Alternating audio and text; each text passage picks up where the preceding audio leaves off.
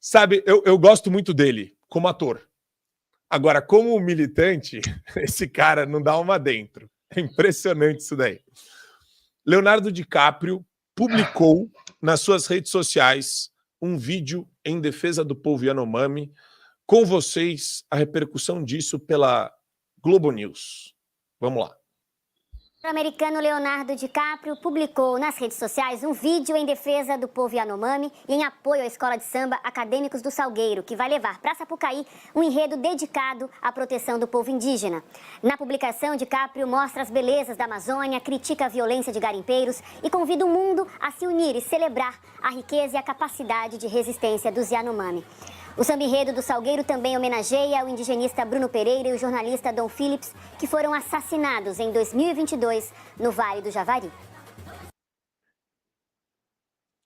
Leonardo DiCaprio apoiando escola de samba no Brasil, professor. Lembra quando a imprensa inteira estava querendo atribuir a morte destes dois senhores a Jair Messias Bolsonaro, professor Marcelo? Não só lembro disso, como também lembro da expressão genocídio Yanomami, né? No final do governo Bolsonaro, naquele ano de 2022, né? Morreram, eu não lembro agora o número exato, né? 108 índios Yanomamis, uma coisa assim, né? E aí era o genocídio Yanomami, né?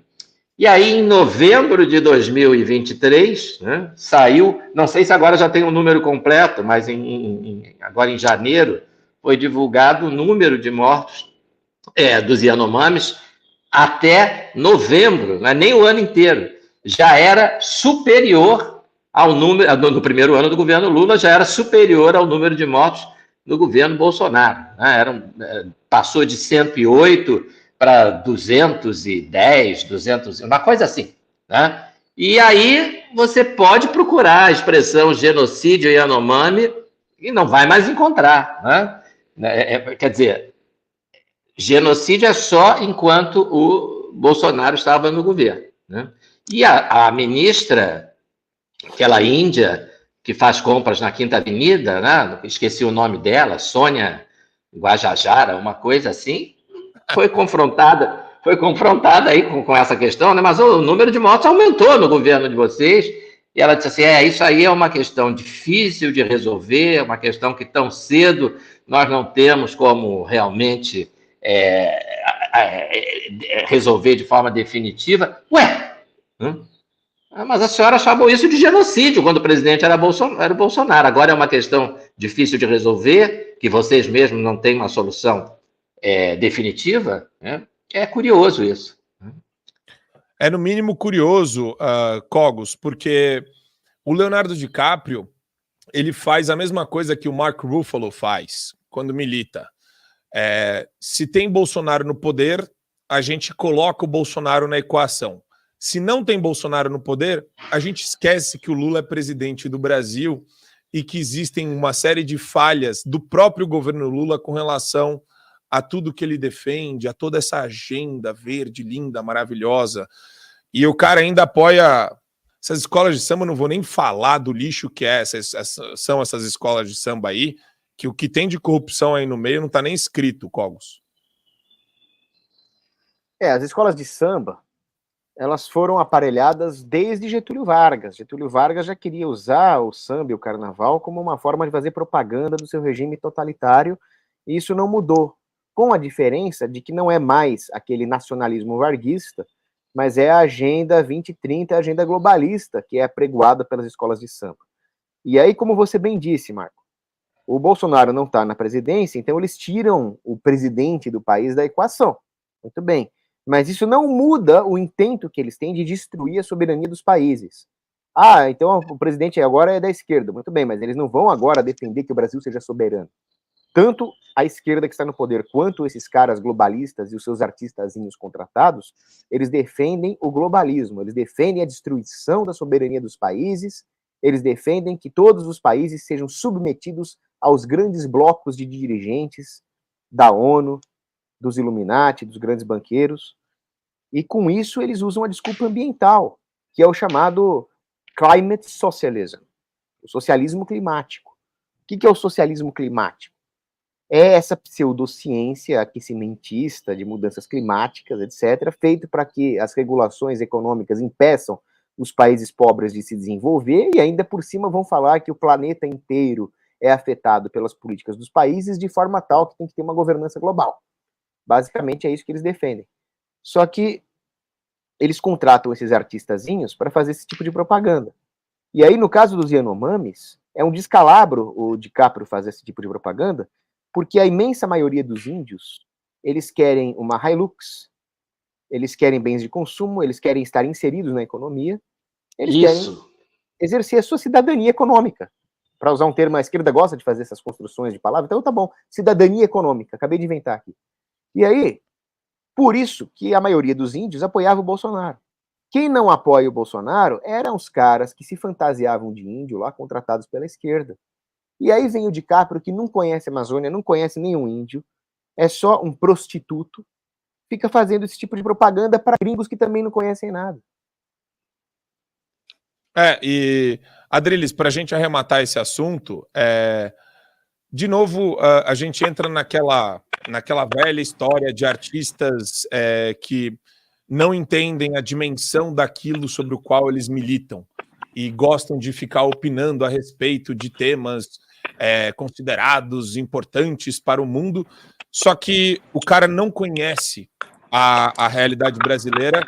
Isso que o Cogos falou, né? Eu recomendo para todos assistirem, não sei se o Adriles já assistiu, o documentário Cortina de Fumaça, da Brasil Paralelo, que é fenomenal, que mostra exatamente o índio querendo se emancipar economicamente fora, longe das garras do Estado, Adriles.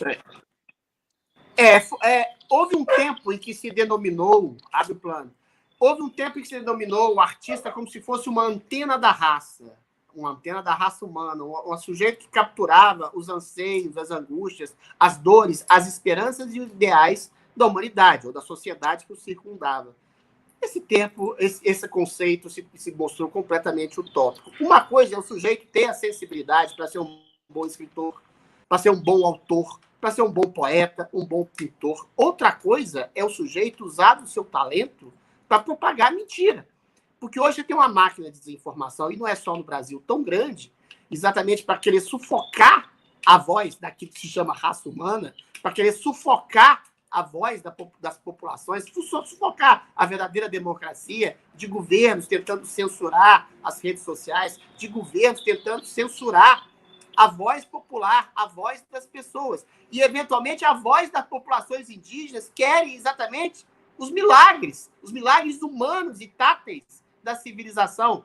Índio quer hidromassagem, índio quer casa, índio quer celular. E muitos deles já têm. E essa ideia de colocar o índio como se fosse um animalzinho de zoológico para preservar a sua cultura intacta, o que é uma coisa racista, tá? Porque a cultura ela se desenvolve exatamente pela mescla de culturas, em que alguns valores se sobrepõem aos outros. Ah, Adriles, é etnocêntrico? Sim. Etnocêntrico não, querido. A questão que se coloca é valores cristãos como misericórdia, perdão, compaixão, valores éticos como liberdade, como democracia, como tripartição de poderes, valores como ter uma casa, ter uma cama macia. E aí vem a FUNAI e fala, o índio não pode nem ter cobertor, porque não faz parte da sua cultura. Você deixar um índio enterrar, como nesse documentário mostra do Cortina de Fumaça, um índio enterrar um recém-nascido com um Yanomami com síndrome de Down, que não faz parte da cultura criar uma criança com deficiência física ou mental. Ou seja, isso tudo é barbárie exatamente sedimentada por gente como o, entre aspas, artista antena da raça, Leonardo DiCaprio. Então, uma gente que não sabe da própria realidade, não sabe da realidade mundial, não sabe de nada, e fica dando pitaco aonde não sabe e faz propaganda desse neofascismo de querer que índio fique só lá plantando taioba dentro da sua oca, comendo, comendo minhoca, em vez de participar das conquistas da civilização. Então, o Antônio da Raça é uma antena invertida dos anseios da população, assim como outros artistas pseudo-progressistas. Ô, Marco Antônio, de onde que vem esse passarinho cantando aqui que tá me enlouquecendo? Eu não sei. Valeu. É algum passarinho. Não tem passarinho. passarinho, não. Aqui não tem passarinho também, não. Ô, Marco Antônio. Oi. Isso é uma coisa tão absurda, né? Até porque você não tem que, para preservar a cultura, né? Você não tem que deixar a pessoa vivendo no passado, sem acesso a tudo que a modernidade produz. Imagina se alguém diz assim, puxa vida, para preservar a cultura afro-brasileira, era melhor terem deixado a população negra na senzala. Por que foram abolir a escravatura, né? Por que foram tirá-los da... Você já pensou que maluquice, né? Um discurso desse? Você não precisa, né? Para manter a contribuição da cultura afro-brasileira para a cultura do país, você não tem absurdo, não vai defender que os negros fossem mantidos nas condições em que viviam até o século XIX no Brasil, né? Eram escravos, viviam em senzalas, recebiam chibatadas. Então, Sim. não. Né? Então, você tem que... Claro que você pode preservar a cultura indígena em vários dos seus aspectos, né? Na arte, no artesanato, na dança, na música, no que for, né? Mas você não pode impedir que o índio... E ele quer isso, ele quer o progresso. Eu discutia sábado passado com uma socióloga, porque nós estávamos vendo um bloco, veio um sujeito vestido, um bloquinho de carnaval na Tijuca, veio um sujeito de cocar e ela torceu o nariz com a tal história da apropriação cultural. Eu falei, isso é maluquice, né? Você vai me desculpar, mas isso é maluquice. E se o índio tiver usando um celular é algo produzido pela cultura ocidental, né? Isso é apropriação cultural também? Não, aí não. Porque a nossa cultura impôs isso a eles. Ele não impõe, não. Ele é que quis ter o celular. Mas só os indígenas que têm contato com a cultura ocidental é que querem isso. Os que não têm contato não querem. Então você está provando o meu ponto. Quem conhece, quer. O índio que conhece celular quer ter celular, né? Mas o índio que conhece os avanços da civilização ocidental quer ter esses avanços. Se é avanço ou não, é subjetivo. Eu falei, desculpe, se você tiver câncer, é melhor ter acesso à quimioterapia ou não ter acesso? Aí ela ficou sem saber o que responder. Eu era sócio de um grande amigo meu, né? Ele ainda é um grande amigo meu. O pai dele é um grande oftalmologista. E eles fazem todo ano uma incursão para fazer cirurgia de catarata nos índios, ribeirinhos, né, nas cidades ribeirinhas, ao longo de todo o rio Amazonas e tal.